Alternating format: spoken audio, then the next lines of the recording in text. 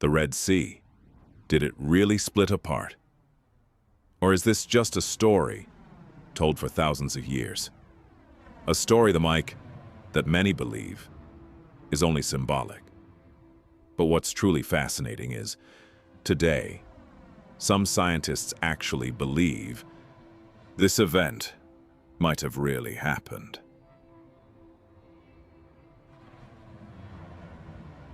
More than 3,000 years ago, a small group of people was fleeing from one of the most powerful empires on Earth. They were the Israelites, and the man leading them was Moses. Behind them was the Egyptian army, trained soldiers, fast chariots, a force impossible to defeat. In front of them was a vast body of water, the sea. No bridge, no boats, no escape. They were trapped between death and the unknown. Imagine this. You are standing there. Behind you, an army is closing in. In front of you, the sea. What would you do?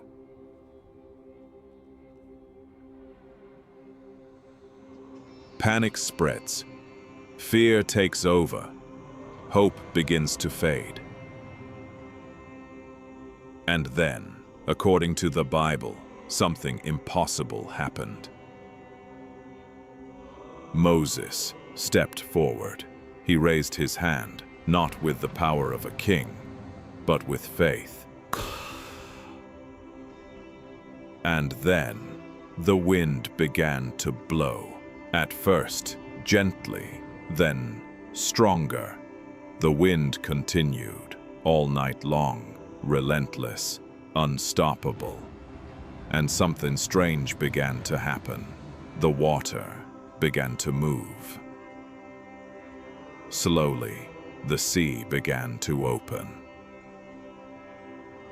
On both sides, walls of water rose. And in the middle, a path appeared, dry ground. The Israelites began to walk, step by step, carefully, but with hope. They crossed through the sea. Behind them, the Egyptian army arrived. They saw the path, and they followed. Chariots rushed forward, soldiers charged in. But then, everything changed. The water began to return. The path disappeared. Only the sea remained.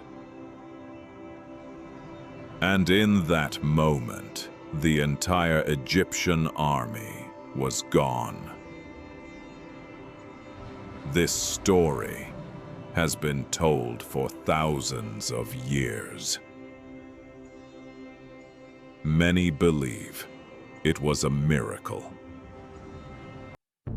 But is there another explanation to life? Science has tried to answer that question. Some researchers suggest a natural phenomenon could explain it. It is called wind set-down. In simple terms, when strong winds blow over a long period of time, they can push water away. Not just create waves, but actually move the water to one side.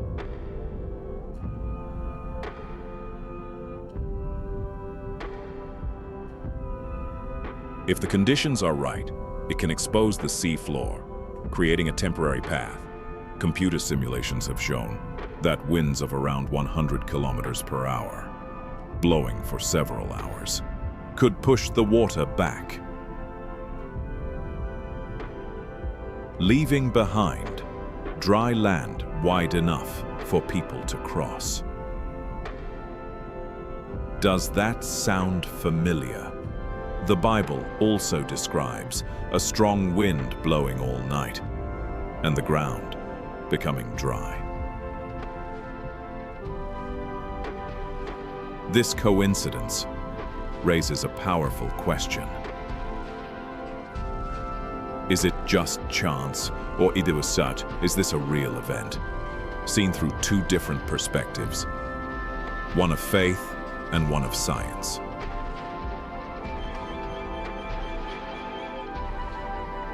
But maybe the real question is not, did this happen or not? Maybe the question is, if it did happen, what does it mean?